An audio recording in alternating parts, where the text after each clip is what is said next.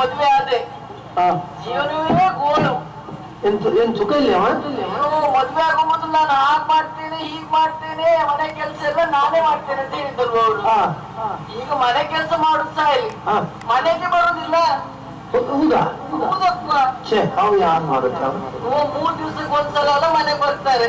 ಹೌದಾ? ಮನೇಲಿ ಒಬ್ಳೆ ಹೆಂಡತಿ ಒಬ್ಳೆ ಇದ್ದಾಳೆ, ಹೇಗಿದ್ದವಳು ಏನ್ ಮಾಡ್ತಾ ಇದ್ದವಳು, ಹೆಂಡತಿ ಮೇಲೆ ಒಂದ್ ಸ್ವಲ್ಪ ಪ್ರೀತಿ ಇಲ್ಲ ಅಂತ. ಸುಳ್ಳಲ್ಲ ಮರತಿ. ನಾನೆಲ್ಲಾದ್ರೂ ಬಾವಿ ಹಾಕೊಡ್ತೀನಿ.